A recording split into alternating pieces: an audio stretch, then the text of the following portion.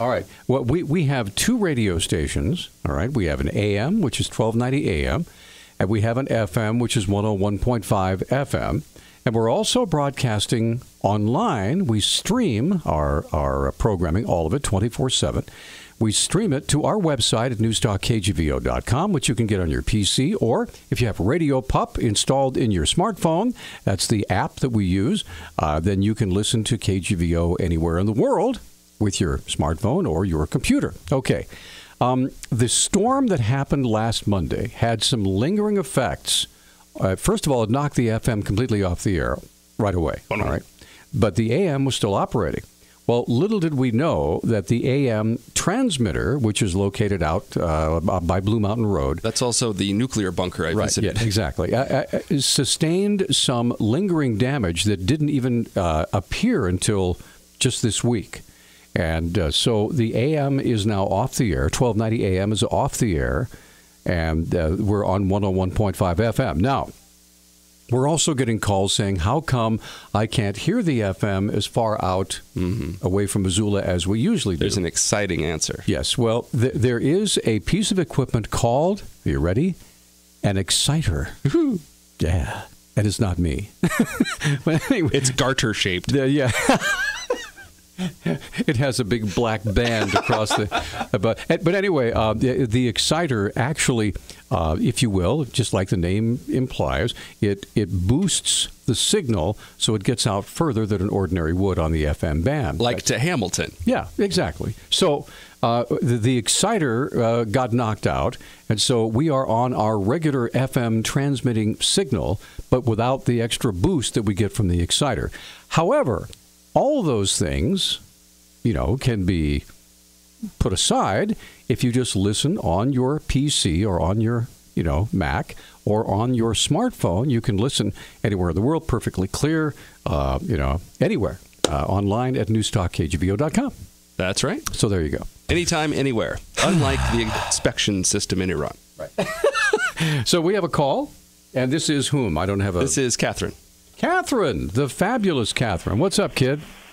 Oh, well, since it was open phones, I thought that I would start things off with a couple of just little pieces of news.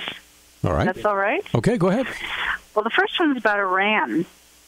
And did you know that a little bit more information has come out about one of the side deals on Iran? Oh, yes, that they get to inspect their own sites. Yes, they do. Self-inspection of their own nuclear sites. Yeah. And self-inspection of doing the lab testing of the soil, et cetera, et cetera. Sure. Yeah. They're doing all of that on their own. Well, you know what that's like? That's like if I was building a house, okay, and I called the city and the county and said, you know what? I'll do the plumbing inspections myself.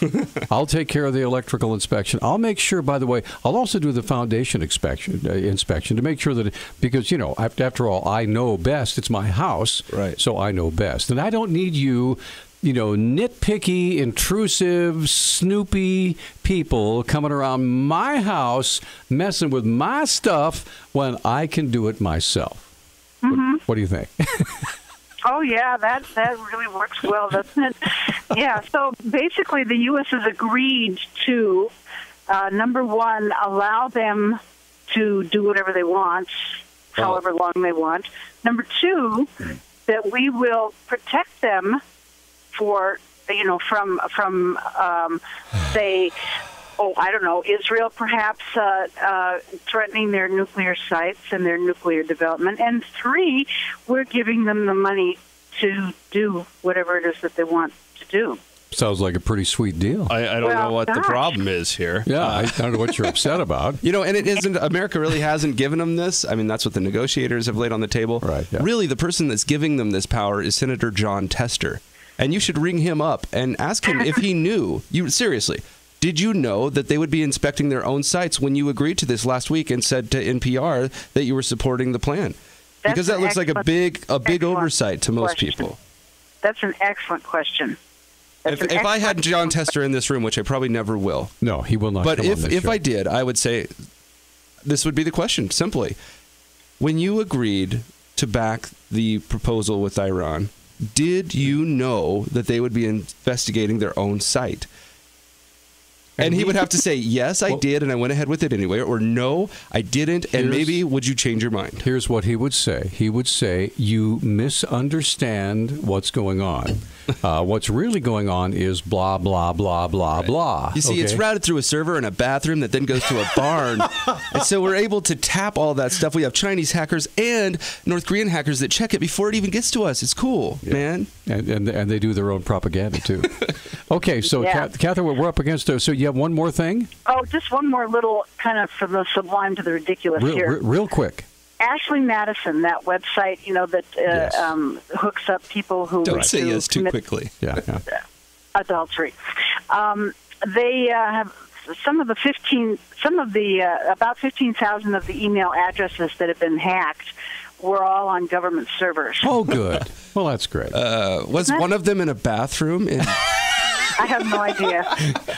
Anyway, I did have one interesting thing I wanted to bring up about the Ashley Madison hack. Thanks for the call. Someone took all the hacked data and put it into Google Maps. Yeah. So it dropped a pin wherever the locations were. Wow. One nice thing about this, though, there were no pins in Montana. Wow. Well, because we're all faithful. The northeast coast of America, though, is a land of debauchery because there is a pin every 10 feet.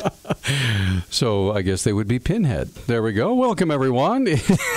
It is hour number 2 of Talkback. It's better when it's in the on position. All right. Brought to you by the Mustard Seed Restaurant, NC Design Studio, Herbert and Gerbert's Sandwich Shop, Kootenai Creek Village, Diggett Excavating, and Missoula Nissan Hyundai.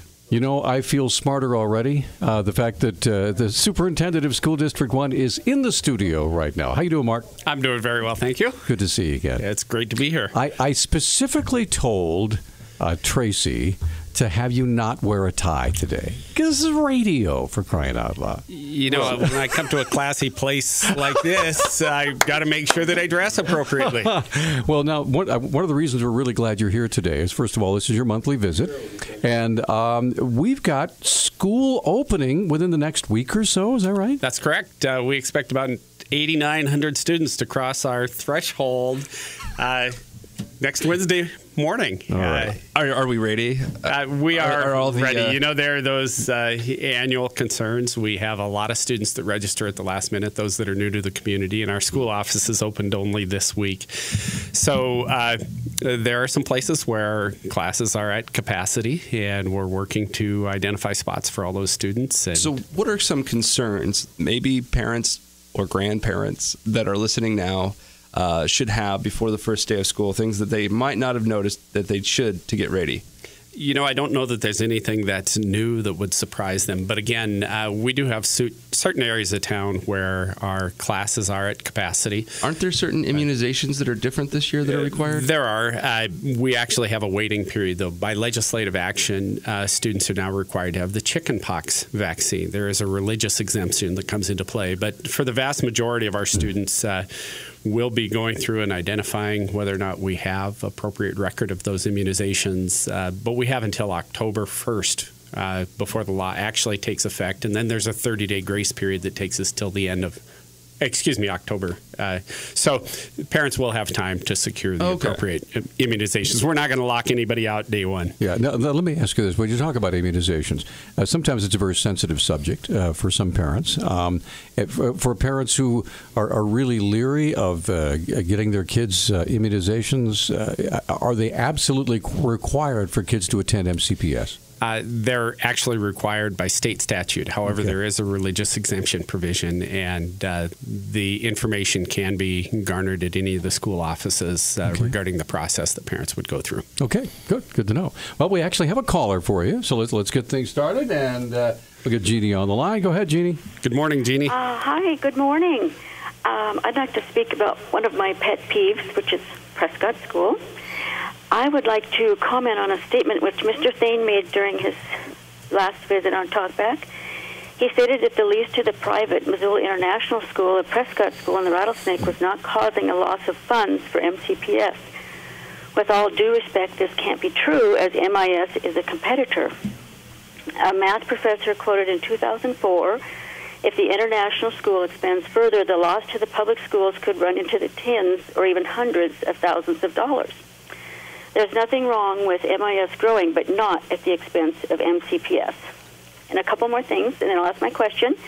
If one goes to my blog, prescottschoolmissoula.blogspot.com, I have links on the side to posts reporting on a $500,000 yearly loss, as stated by the professor, and a chart showing the huge growth of MIS. And the last thing, and then I'll ask my question. This year, the district was against the Hellgate Elementary School District getting a high school because of the loss of A and B funds, that is, per student state funding, due to Big Sky students attending a new high school. The same concept of loss of A and B funds can be applied to this lease.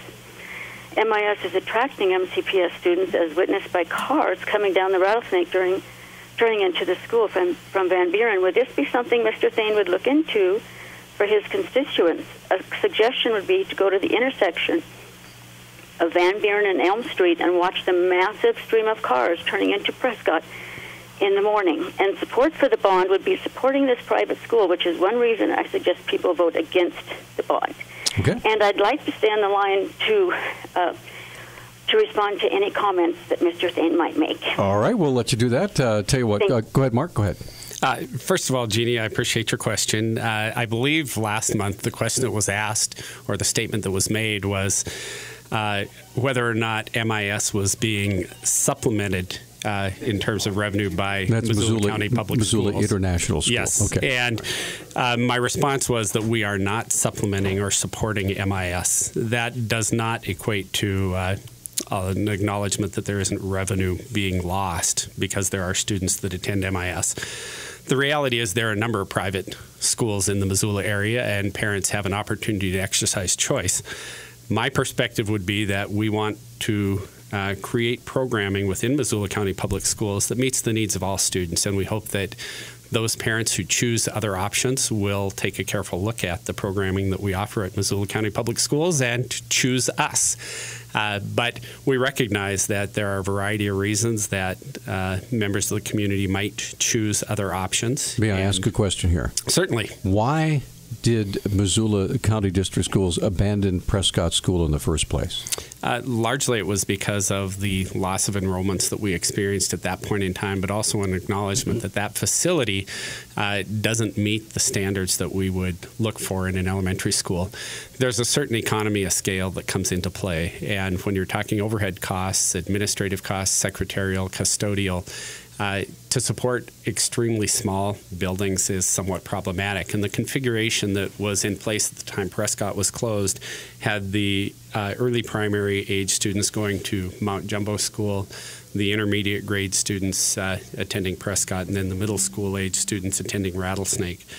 There was capacity at that time within the Rattlesnake School to convert that to a K-5 and Washington School to assume the responsibility for the middle school. So part of it was being responsible to the taxpayers. I think in any business or industry, when you're experiencing a loss of students and a corresponding loss of state revenue, you need to ask yourself, can we afford to continue to maintain the number of physical plants that we currently operate? And the decision was made that at that point in time, because Prescott was housing only 4th and 5th graders, that it was an appropriate move to make. Okay, so we're up against a break, so I'm going to give you 30 seconds to respond, Jeannie, and then we have to let you go. Go ahead. Okay, well, like I said, the loss to the school district, as per the professor, is $500,000 a year, and that is a huge amount compared to the $116,000 that was reported to cost the district in 2003 when they closed it. And according to a real quick, a report called Dollars and Cents, the cost effectiveness of smaller schools, the smaller schools is cost effective. Okay. Thanks for the call. We appreciate that. And we're back on Talkback. 721-1290 is the number. John King's over there, and I'm Peter Christian. Joining us here in studio, MCPS Superintendent Mark Thane. And let's get back to the phones and say good morning to our friend Sue. Good morning. Good morning. What's up, kid? Well, yesterday I had the great experience to get the registration for tailgate.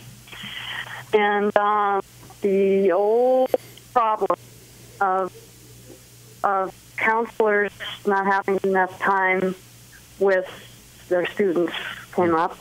The line for the seniors was, a block long and moved at a snail's pace. And this has been a problem in the past. And I was just wondering if Mr. Thane and the school board could find it in their hearts and their budget to figure out ways to fund school counselors the week before school, like last week, for a week, so that kids didn't have to stand there in line and maybe not get the classes they need or be juggled around. I know this has been a long-standing problem, but it's really makes for stressful. Good word choice on long-standing. Yeah, right. Hey, Sue, your connection is really hard for us to hear, so we're going to shift over to... There's a lot of feedback, so maybe you can answer the question. Yeah, you bet, Sue. And I do appreciate the comment. I actually did receive that same feedback from a parent yesterday who had that experience at Hellgate High School. We did meet at 7:30 this morning to actually have a conversation about that and see if there are some solutions that we could identify. We obviously are late in the ballgame this year in terms of trying to take a more proactive approach, but we recognize the problem. We brainstorm some potential solutions. I think part of it is how we front-end load the process in the spring, so we make sure we have schedules as clean as possible in the spring before students leave.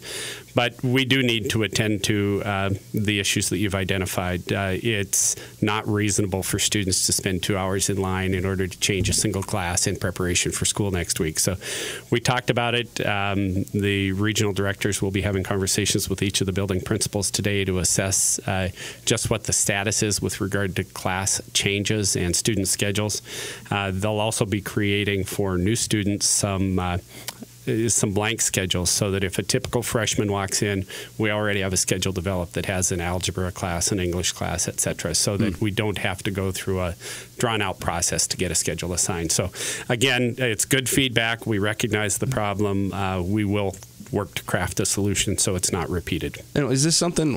Why is it necessary to go see someone in person? Why can't this just be done online? Like they do with Forebear or Cyberbear. Yeah, and actually, that's a good question. We just simply have not been there with regard to portals to open up. One reason is that's why you have the bond issue, right? You have to be able to have the capacity is part of an issue, to do but that. Also it's developing the programming. Right. It's making sure that students have the appropriate prerequisites to enter those classes, and part of it has to do simply with a function of how the master schedule is developed. But I do think it's important for us to go through a bit of a task analysis, identify where the roadblocks and the problems are, and make sure we work to streamline it. Now, allow me to ask you this. Is there only one senior counselor per school, or is there like a bunch of them, or do they have to do it one at a time in order to make sure all the schedules are dovetailing? There can be only one. Yeah, right. Actually, we have 4 counselors at the schools. At different schools may assign students in a different method. Some schools have a counselor per grade level. Other schools divide the students alphabetically. So there's not any magic to it. All of the counselors should be well versed in the schedule and should have the ability to go in and work with the students to effect necessary change. Does any of that have to do with the fact that Sue mentioned how about a week or two earlier for the kids who live here to come in? Now, my question is, would that be problematic with any union situations of that goes before that doesn't fit into our contract, that sort of thing? Yeah, no, those work days would be outside the scope of the agreement, but we also do have a section in the agreement that says we can call people in early and compensate them appropriately, and we can get the work done. So part of it is a budgetary question. The counselors do great work, and there's a lot of work involved in getting 1,200 students scheduled, given the tightness of our staffing. So I respect the work they're doing, but the question really is about how do we deal proactively in the spring with the schedules, and how do we afford them the time to make necessary corrections when we begin to open the school year. So it's a budgetary issue that provides a great segue, because I understand tonight you're going to be talking about the budget, right? That's correct. By state law, we have to adopt the budgets in August, and tonight the school board will take action on both the elementary and the secondary budgets.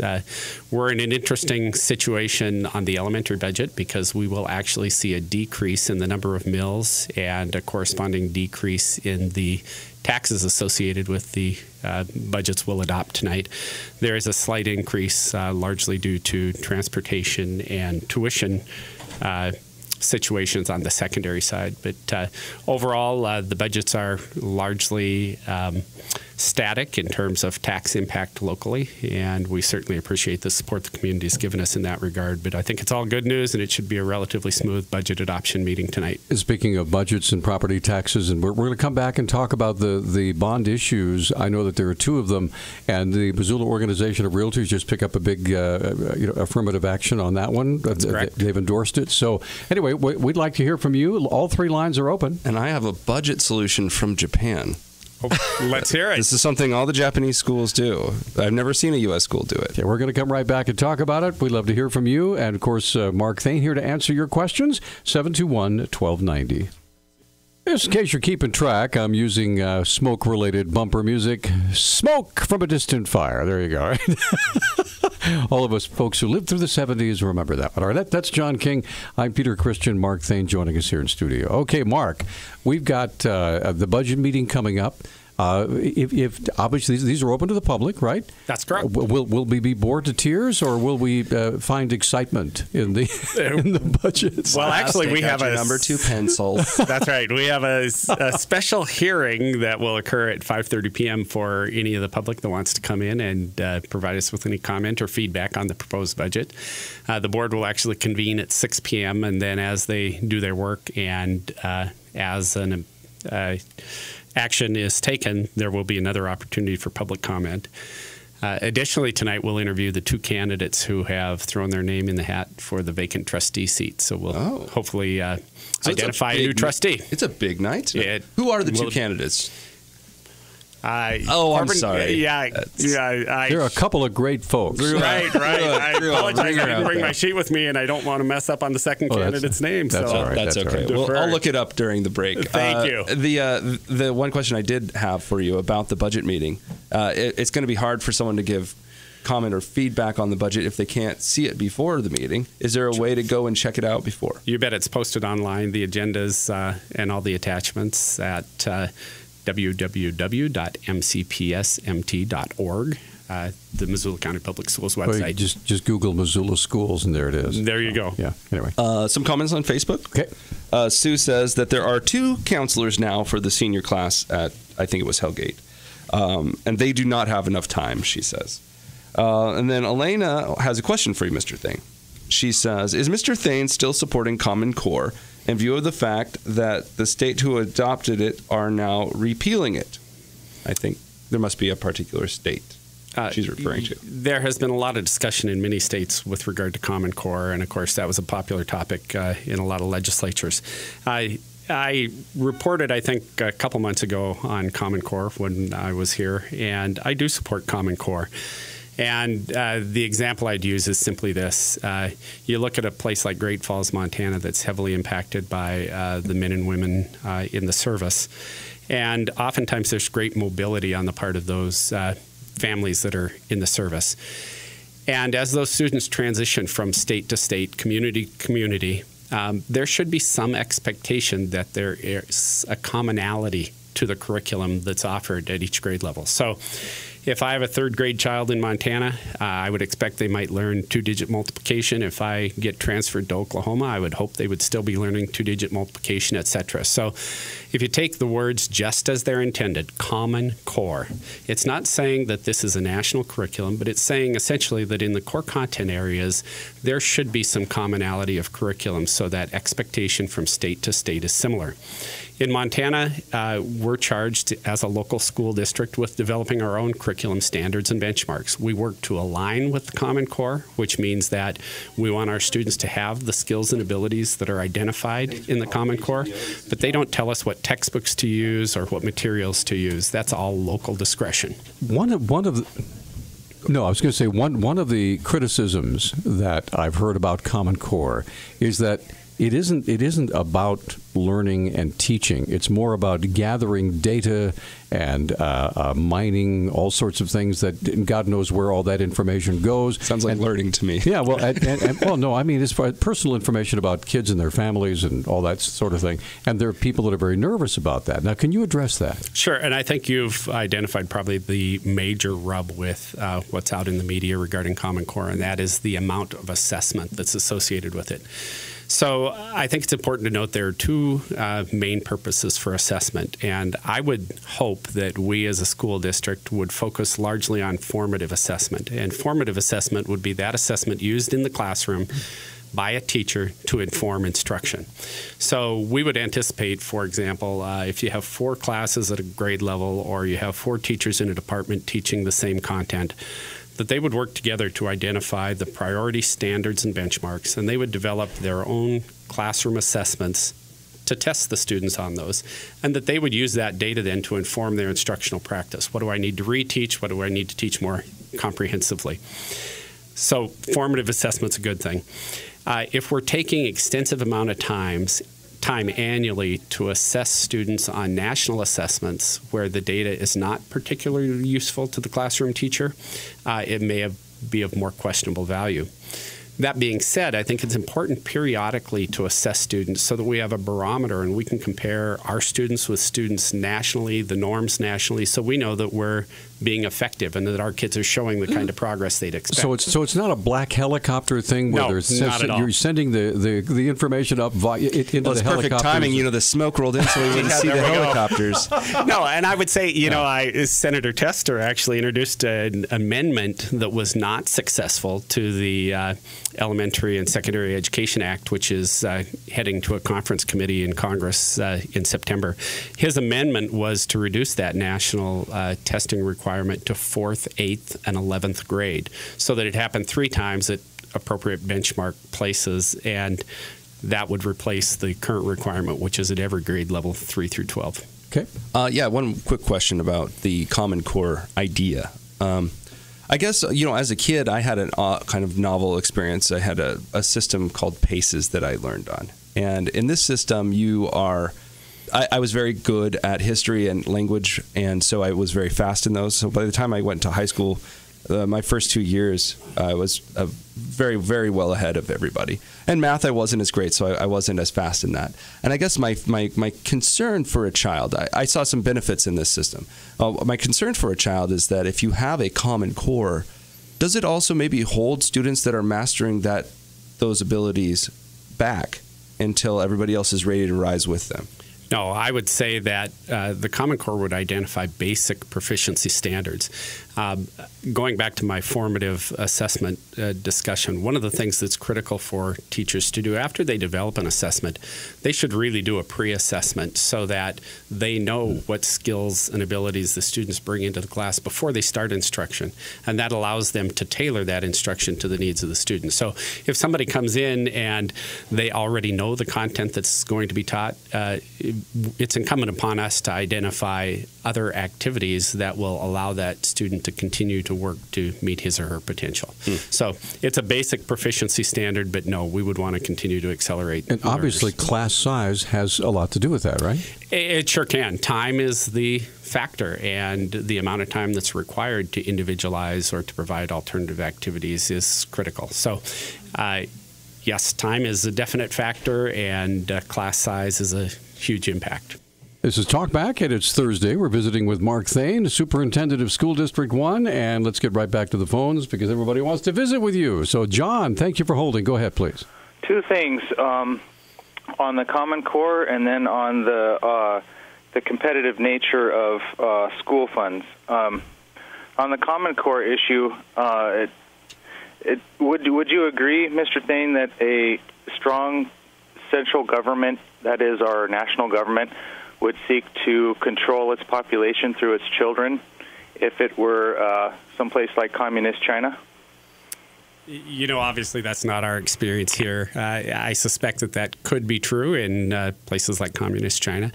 Right now, education is a prerogative of the state, and virtually all our general fund budget, et cetera, is derived from state funding. So Montana is a state that prides itself on local control.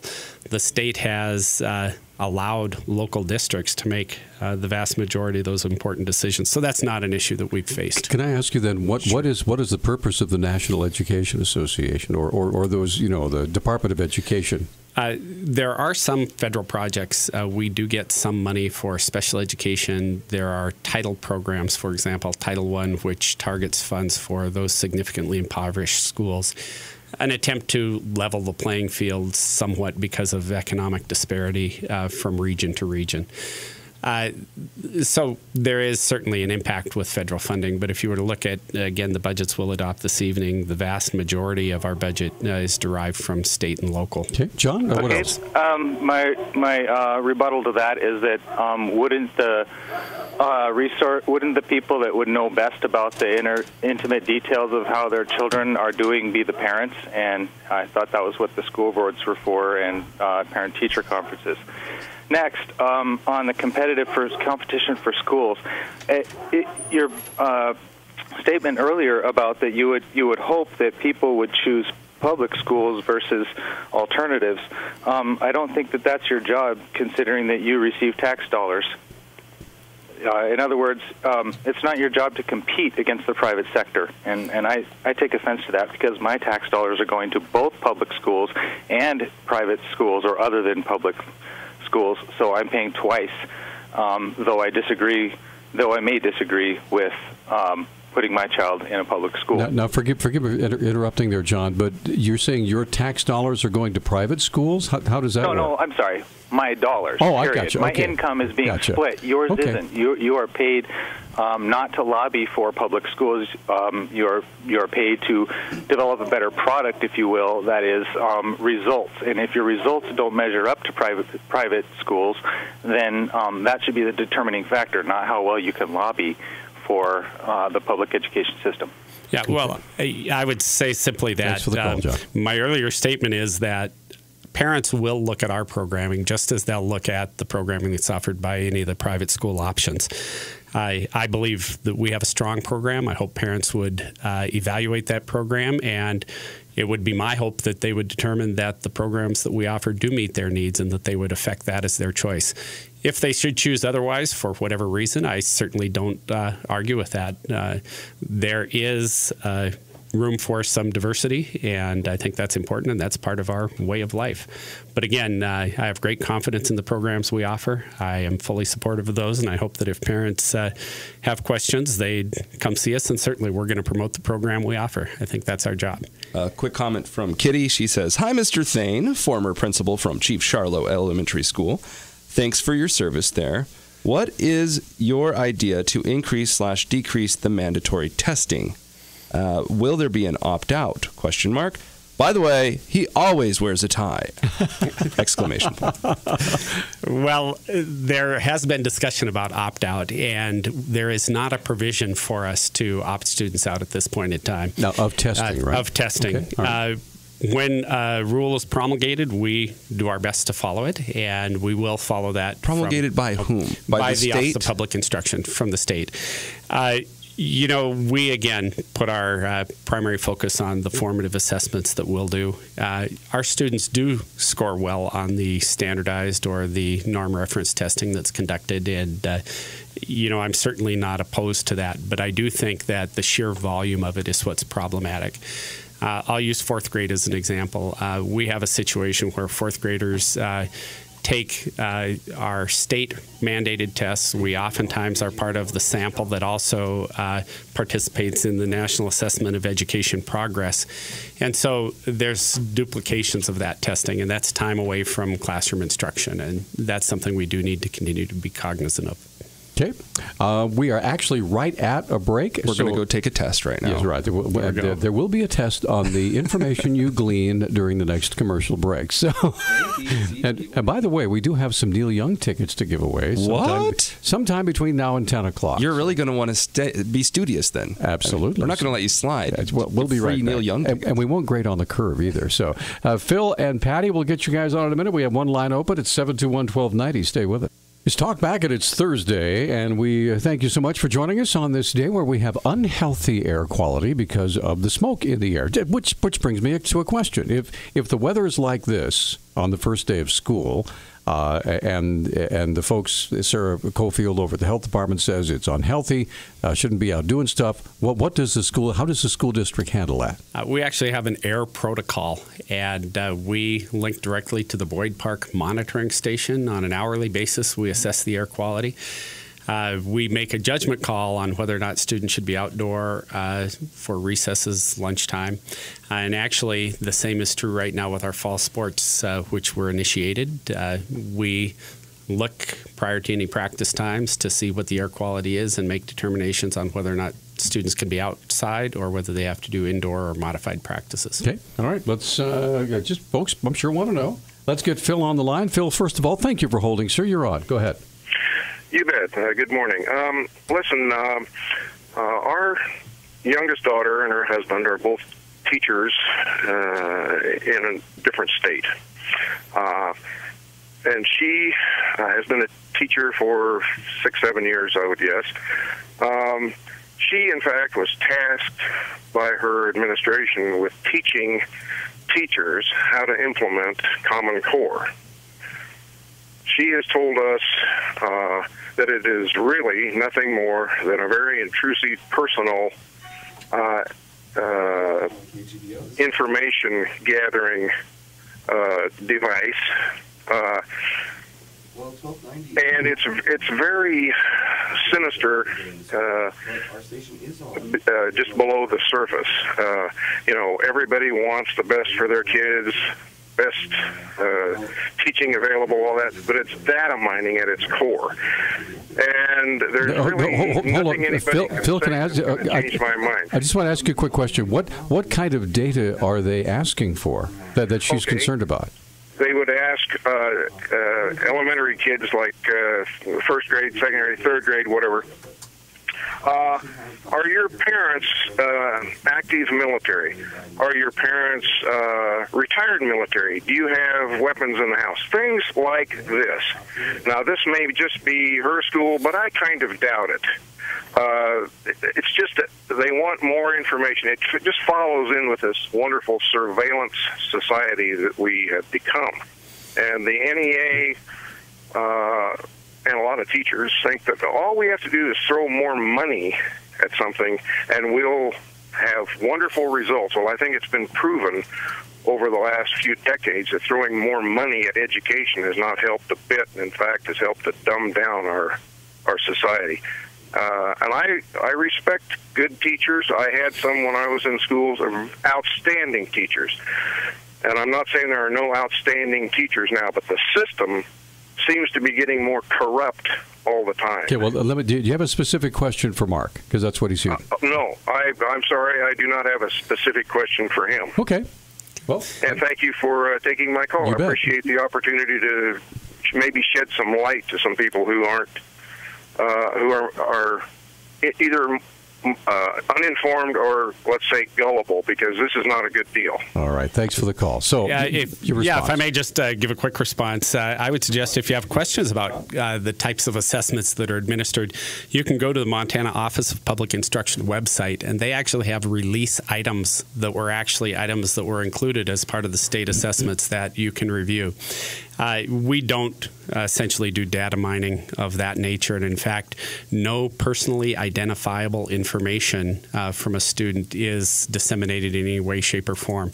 There is an act, essentially a federal regulation that prohibits the release of that kind of data. So again, I know there are all those theories out there, and there's a lot of bad media, but I'd ask you to go to the source, look at the assessments online, and certainly if you have any questions or concerns, feel free to contact us. Okay, let's get Patty on the line. Patty, you're up. Go ahead. Now, you just said you don't keep data on the kids. You know better than that. Oh, no, we do keep data on the kids. I said none of that personally identifiable information. Hold on, Patty. Just let him respond. Sorry. Yeah, okay. no, it's what I was saying is we don't send personally identifiable information to the internet or places like that where it might be used for the kids. So certainly we keep all the data on assessment scores, etc. Well, you keep a CUM file on the children. That's correct. And that's really demeaning to the parents. Somebody came to school with a dirty shirt. If you care that they come to school with a dirty shirt, then make sure you get the kid that I told the teacher over here at a local school that the child was in the playground out crying for help, that his mother was being beaten, his brother was being molested by the stepfather. And I got a call at home. And I can give you tons of examples because I have lots of experience with school. And they called me at home and said, oh, no, it's not our responsibility to report it. I said, I've never seen the child. I've never met the child. I don't know his name. You know who he is. You have access to him. You can call him in to a meeting. If his brother's being molested and his mother is being beaten, this kid's out on the playground. My daughter was so upset about it. So I know all about the schools, and really and truly the kids are the bottom of the list as far as I can tell. I know there's a lot of great teachers, and I know all about that. But the CUM file has been kept forever, and it's a little secretive, dirty little file that should never be kept on our children. And that's all I have to say. Okay. Thank you. Thanks. Go ahead. So we do actually keep a cumulative file on the student. It has such things as students' attendance data, student achievement test data. It may have some of the formative assessment data. We generally do not have individual notes or records of any kind of discipline referral in the student cumulative file. Now, with regard to the assertion that somebody's being abused, et cetera, under Montana statute, educators are mandatory reporters. And what that means is that essentially we don't have the opportunity to pass judgment on whether or not something should be reported. If we have a belief or information that somebody has been abused or is being neglected, we have an obligation to pass that on to social services by statute, and they actually make the judgment call based on their investigation. Same with nurses and nurses doctors and physicians. That's correct. So if you expect abuse, there's going to be a call made. Yes, if you suspect it, you have to report it. We're mandatory reporters. Okay, we're going to come right back. 721-1290 is our number, and Candy and Pete will get you guys on here in just a moment. And we're back on Talkback 721-1290. Just got a note from Sarah Cofield, the City County Health Department. They have officially logged the air quality in Missoula right now as unhealthy. Not just unhealthy for sensitive groups, but unhealthy. Unhealthy. So is there like an opaqueness level scale? Well, it is a visibility. Do you have 5 miles of visibility? Yeah, That's one of the tests. We do not. So, anyway, unless you can see 5 miles over this gunk, you have better eyes than I do. I can see the outline of the L. Can you? Okay. Well, let's get to the phone. Say good morning to Candy. You are on with Mark Thane. Go ahead. Hi, Mark. Good morning, Candy. I think it's disingenuous to say that our children aren't being tracked. Our votes that we cast can be tracked. They have a number on them on the ballot that's trackable to us as the signers on the register for elections. And I know for a fact my daughter, when attending Hellgate High School, was given a different number by the federal government so they could track her academics. And all I can say is this is how Hitler started his youth group, by tattling on parents.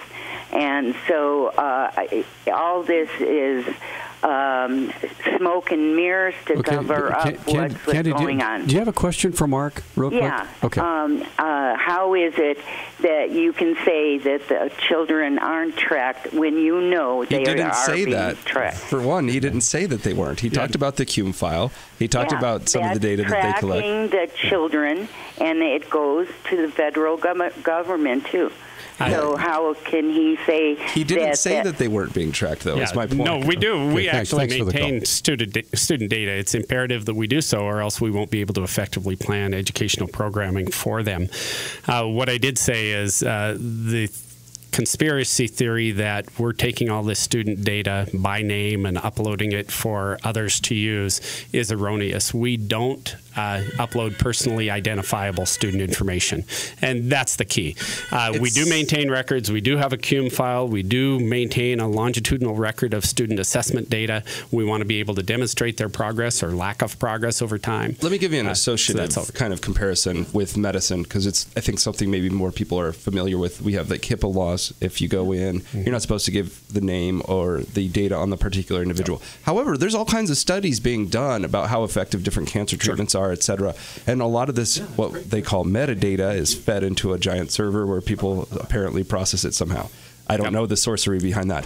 But I assume this is what we're talking about here. That's exactly right. Actually, akin to HIPAA, we have FERPA, which is the Family Education Rights to Privacy Act. And it sounds a lot more funny than HIPAA. Yeah, that's FERPA. Exactly right. But at any rate, and essentially that's the safeguard that personally identifiable information is not released. Okay, let's get, I think we have time for one more phone call. We have about 4 minutes left in the program. Pete, go ahead.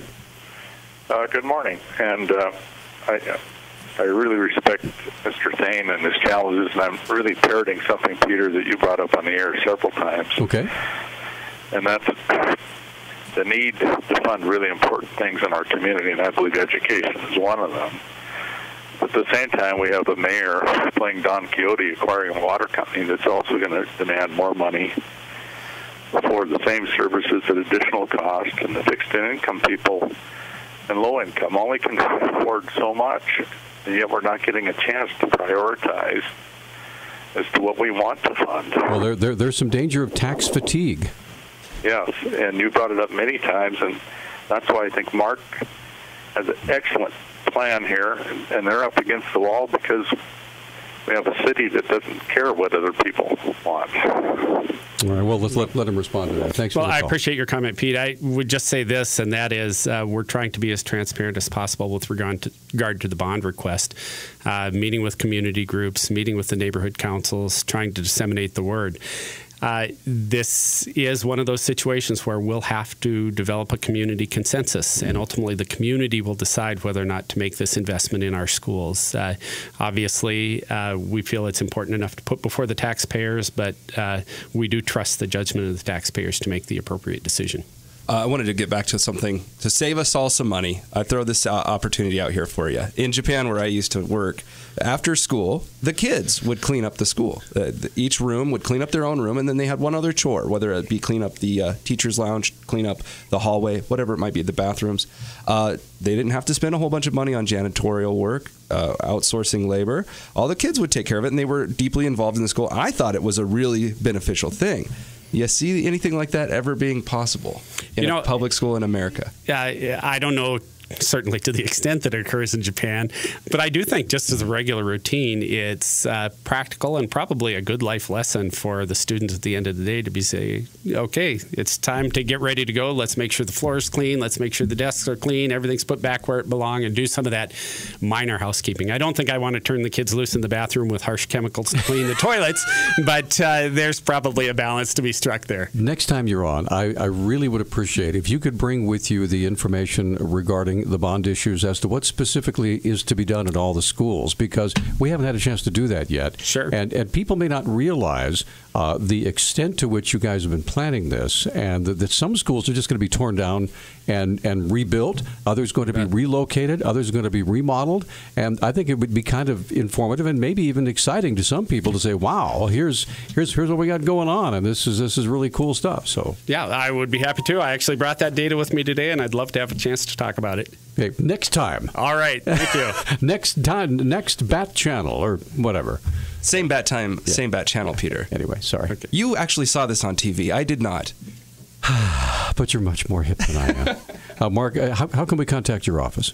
You can either contact us via email, and those email addresses are on the website, or you can call the office directly, 728-2400. Good deal. It's good being with you. Thank you. I appreciate the opportunity. And I know I can never get you here without a tie, although I've tried. But, okay, well, maybe I'll leave it in the car next time. We'll just bring scissors next time. There you go. Or John and I will both wear ties over our T-shirts. So anyway, what's coming up on tomorrow's fabulous program? On tomorrow's fabulous program, mostly open phones. Okay. All right. 721-1290 is our number. Thank you so much for joining us. Again, air quality has been rated as unhealthy. I just got that word from the Missoula City County Health Department. So moms, dads, employers, coaches, you make the call as to what you want to do. And we just bring you the information. You can do what you want with it. Have a great day, everybody.